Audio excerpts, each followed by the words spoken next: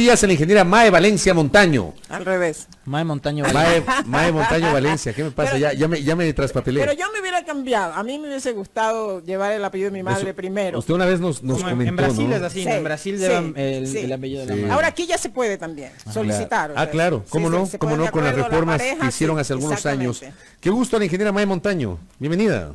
A los Pues tiempos que nos muchísimas, hicimos. sí, muchísimas gracias por esta invitación. Creo que a los 2 años ya tengo la No sea posibilidad de exagerada. estar aquí. No sea Y a exagerada. mí me encanta venir aquí porque se vive la noticia con alegría. Gracias Qué por bueno. la Les gentileza. felicito por mantener No, pues ese gracias a usted ánimo por y visitarnos, transmitirlo a los través de sus asambleístas. micrófonos. Siempre es un gusto tenerla acá. Muchas Oiga, gracias, el Alexis contertulio Fabriz. fuera de micrófonos le decía, por fin dieron paso a una solicitud que usted había presentado hace meses atrás para llevar a juicio político al ex procurador Diego García Garaycoa. Porque, ¿cuál es la razón que... Diego García Carrión. Carrión, perdón. Carrión. ¿Cuál es la razón por la que plantea este juicio político? Bueno, las razones son múltiples, pero para que quienes nos escuchan a esta hora, a quienes les envío un gran abrazo a través de los micrófonos, entiendan el objetivo. El objetivo básico es impedir la impunidad. La impunidad. Estamos buscando una censura política a este procurador que fue casi invisible. Invisible, pero mientras hacía sus travesuras, ¿no? Detrás de esa invisibilidad. Tan invisible que algunos le calificaron como chico silencio. Uno se pregunta en este momento, escuchando los múltiples escándalos, los actos de corrupción gigantescos, el saqueo que se hizo a los fondos públicos, que ya se habla, en un principio se habló de 20.000 millones, después de 35.000 millones, y ahora a través de un estudio del BID se dice que podía llegar hasta 70.000 millones. O sea, es una cosa extremadamente grande, o sea, que uno no alcanza ni siquiera a entender la dimensión. Y teníamos un abogado del Estado, un defensor de los intereses del Estado, que tenía que haber estado atento a las contrataciones, porque todo este desangre se ha hecho a través de la contratación pública, básicamente. Dicen que estos personajes se unieron a través de una red de delincuencia organizada que estableció, según dijo Vaca alguna vez entre sus inspiraciones, un portal paralelo de contratación a través del cual absorbieron los fondos públicos. Entonces, nosotros hemos estudiado, hemos analizado las acciones y omisiones del procurador y hemos encontrado puntos claves para llevarlo a este juicio político. ¿Cuáles son los casos más graves? El primero, que es de dominio público, y empecemos por ese. El Procurador General del Estado se presentó como acusador en el juicio de Jorge Glass. Y llegó tarde su representante. Exactamente, pero oh sorpresa primero, que el procurador decide que este juicio no era tan importante y lo delega.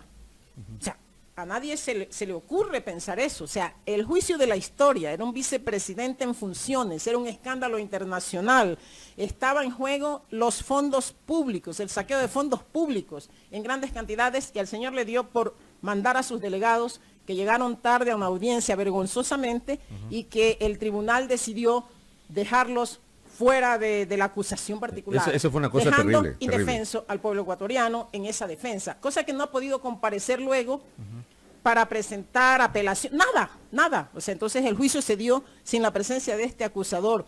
Y ahora uno se pregunta, si en ese juicio el tribunal decidió en sentencia que los delitos fines, como llaman los abogados, tenían que ser investigados por la fiscalía, ustedes que están muy bien informados recuerdan. O sea, hay una gama, yo digo, una carta de delitos que dejó establecido el tribunal para que sean investigados, porque dijo, a ver, señores, sí, asociación ilícita, pero asociación ilícita ¿para qué?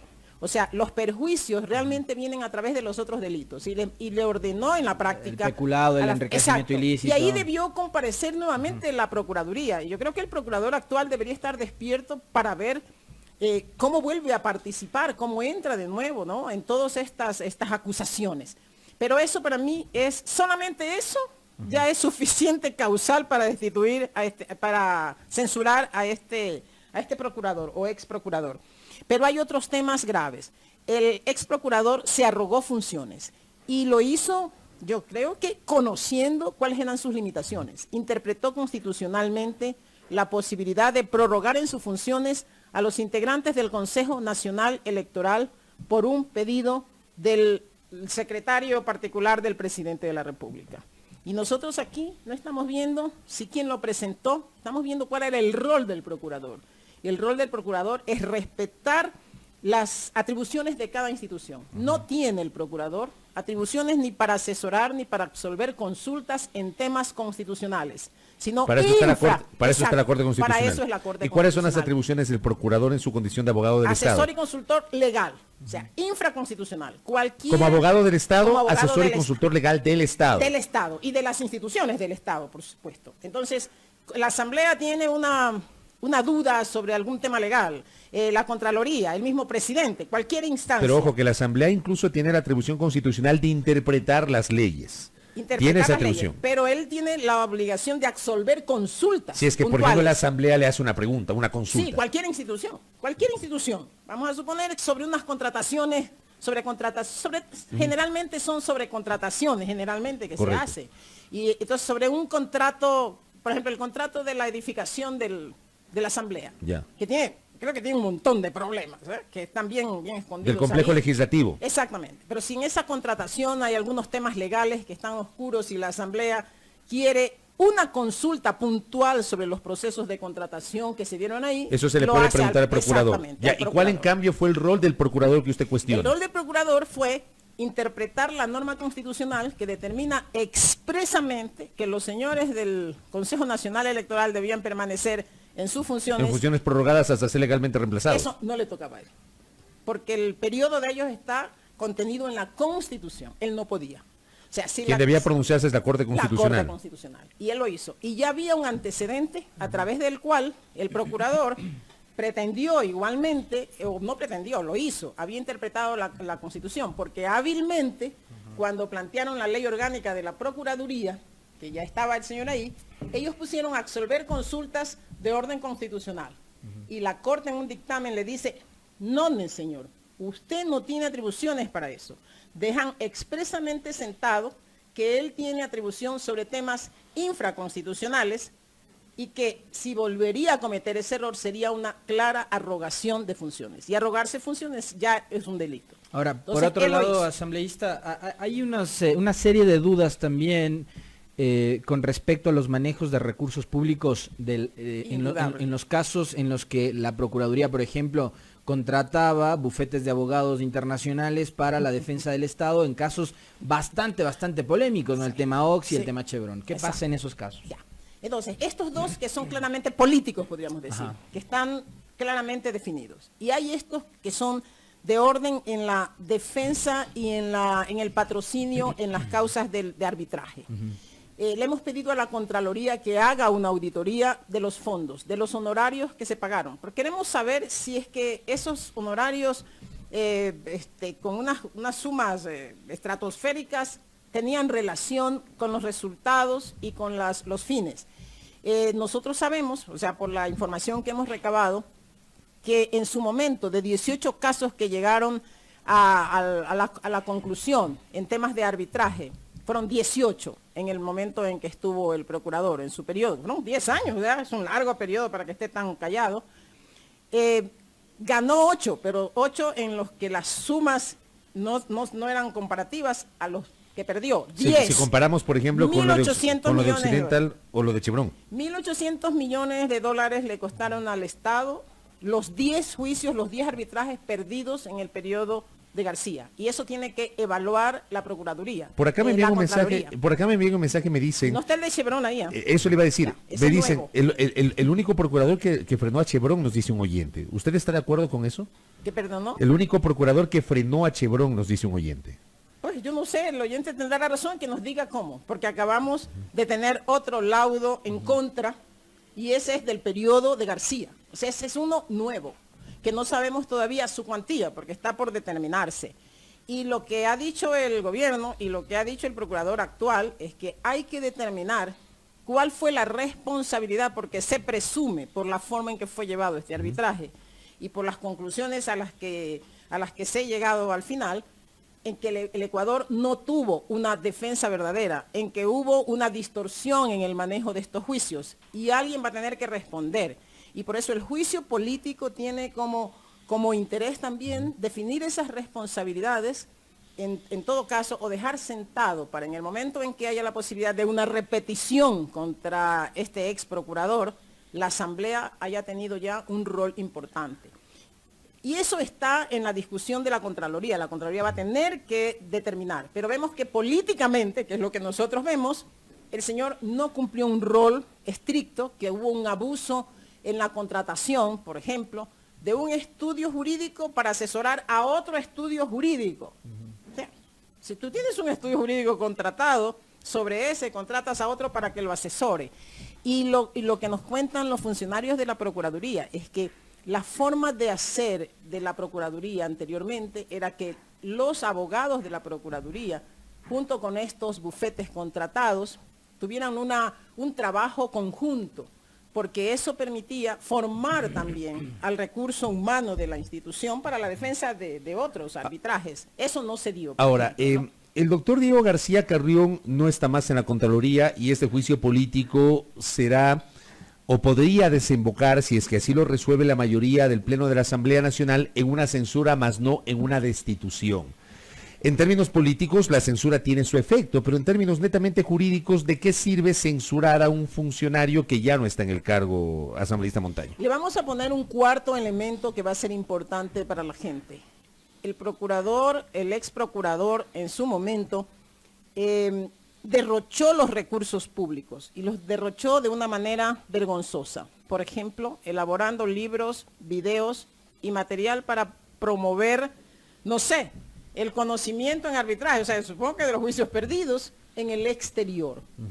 Y además contrató en Atlanta, en los Estados Unidos, un grupo para que llevara adelante la publicidad de no sé qué, de la Procuraduría en Estados Unidos o no sé dónde. Esto configura, nosotros presumimos ahí que hay un mal manejo de los recursos que podría tranquilamente concluir en un peculado, en una presunción de peculado. Y eso también está en las manos de la Contraloría. Cerca de $4 millones le costaron al Ecuador estos jueguitos, por lo menos de lo que tenemos conocimiento. Eso no puede pasar inadvertido. Entonces nosotros podemos hacer con los resultados del juicio político dos cosas. Uno, acelerar los procesos de la Contraloría para que se determinen las responsabilidades en el manejo, en la representación, en el patrocinio de los arbitrajes internacionales. La Contraloría tiene que pronunciarse sobre eso, sobre el uso de los recursos públicos. Y si hay una presunción de mal manejo y de peculado, lógicamente la Fiscalía va a tener que intervenir y el señor va a tener que ser investigado y va a tener que rendirle cuenta a los ecuatorianos.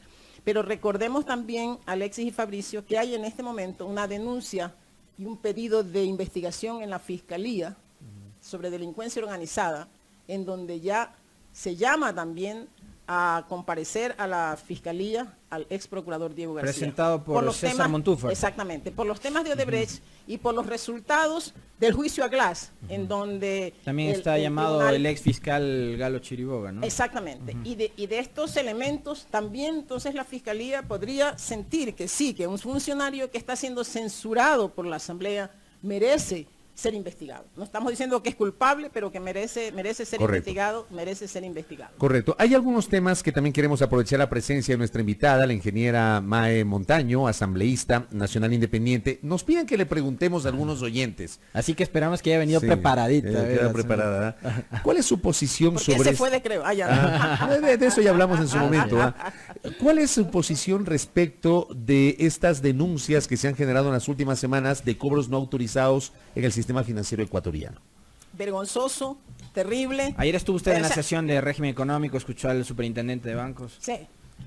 Todo lo que signifique violaciones a la ley, todo lo que signifique extorsionar a los ecuatorianos y sacarle recursos, yo estoy absolutamente en contra.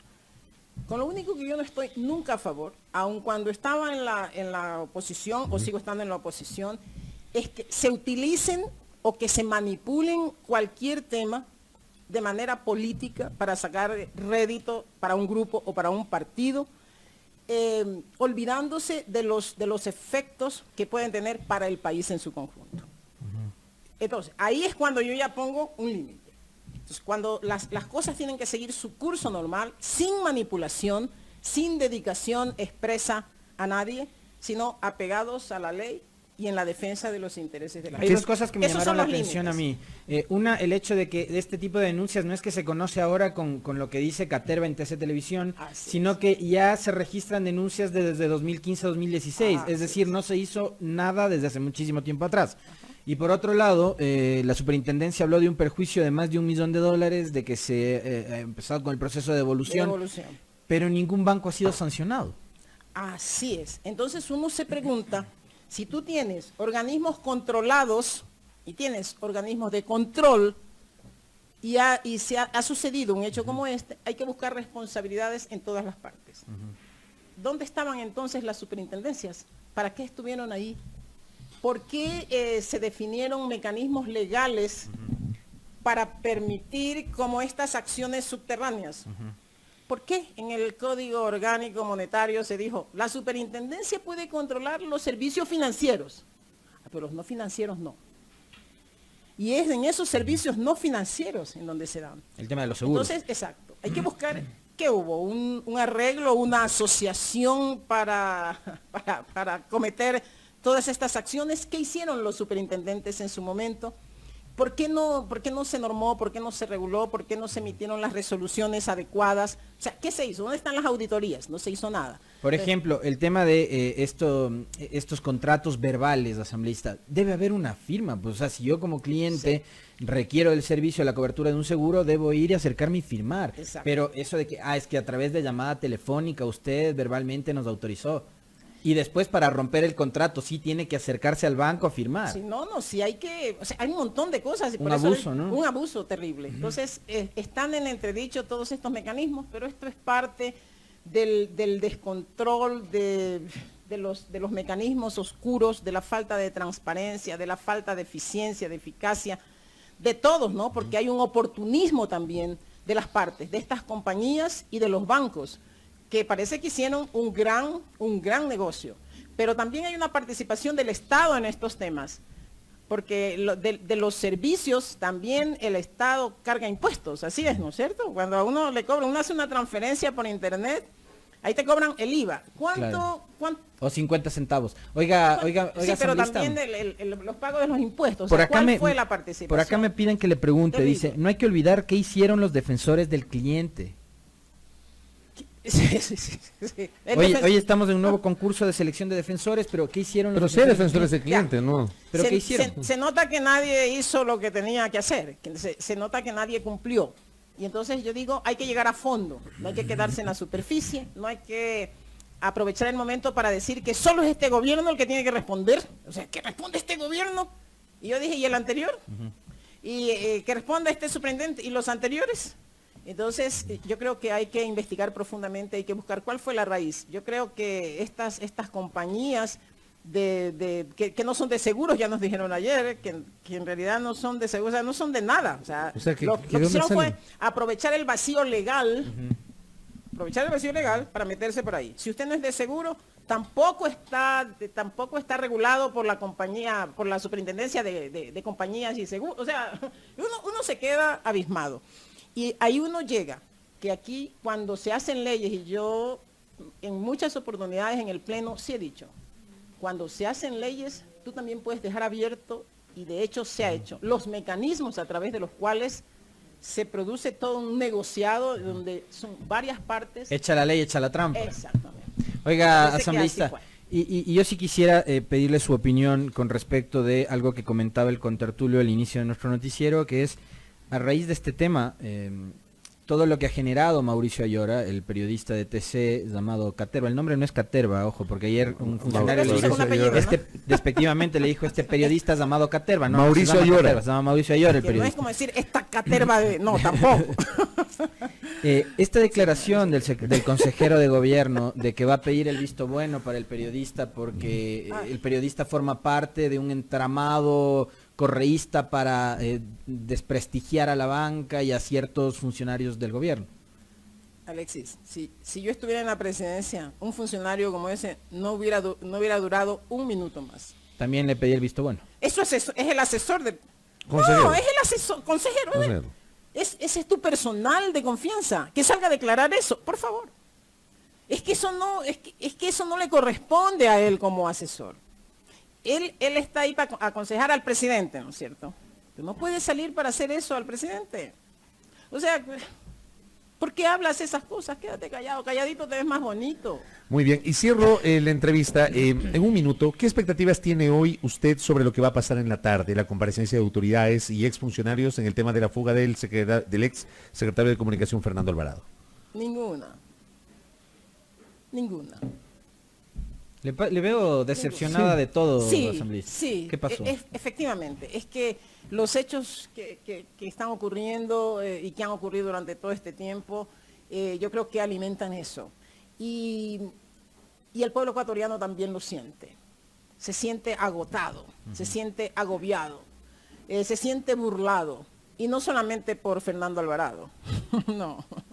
Se siente burlado de distintas formas, de distintas maneras. Nos estamos concentrando mucho en el escándalo y no en los temas importantes. Sí, aunque los escándalos necesitan encontrar su vía de solución, pero tampoco la encuentran, porque se quedan en eso, se quedan en el escándalo. Y digo que cada manifestación de estas simplemente es la demostración de la podredumbre que estamos viviendo en distintas instancias, de las mafias que permearon las instituciones, que hicieron metástasis, que se tomaron, y sobre todo las mafias correístas dejaron contaminado todo, y no veo en el gobierno el espíritu de limpiar esa podredumbre. ¿No le convenció el mensaje de ayer del presidente? No, en absoluto. Pero ¿y la asamblea en contrapartida qué hace? El pueblo ecuatoriano tampoco. También está contaminada. Ha estado contaminada durante todo este tiempo, no logra su camino, no hay una hoja de ruta clara, actuamos de acuerdo a la coyuntura y los temas de fondo, claro, se pierden en el manejo de la coyuntura. Y a veces los asambleístas nos quejamos inclusive de los medios, ¿no? Sí, pero los medios, ¿dónde están ahora que los temas están aquí? Y si usted puede ver la dinámica del pleno, cuando están los escándalos, todos estamos muy atentos para salir en las cámaras. Exacto, y unos discursos súper, así somos, unos discursos súper acalorados. Pero qué bien ese nivel de autocrítica. Miren, en la última sesión del martes. La del martes, sí. Cuando se aprobó la resolución para lo después del escándalo, yo creo que la mitad de los asambleístas abandonó el pleno, incluida la presidenta. Porque cuando los temas de fondo... Cuando se empezó a tratar el Código de Comercio... Cuando los temas de fondo se debaten, ni la presidenta está dirigiendo la sesión. O sea, esa es la realidad y hay que ser autocrítico. Porque si no tenemos esa capacidad de autocrítica, no vamos a encontrar un nuevo rumbo. Y este sentimiento que yo tengo, esta especie de dolor que tengo, es porque el pueblo ecuatoriano se siente burlado y defraudado. Y tenemos que buscar el camino. Alguien me dijo ayer, una persona del pueblo, me dijo, ¿sabe qué? Esa asamblea no va para ninguna parte. O sea, ¿cómo quiere que me sienta hoy Alexis y Fabricio? Después de escuchar eso. No, lo entendemos perfectamente. Así le notamos. Ingeniera, gracias por el tiempo. Muy amable asambleísta, muy gentil. Encantada. Mae Montaño en nuestros micrófonos.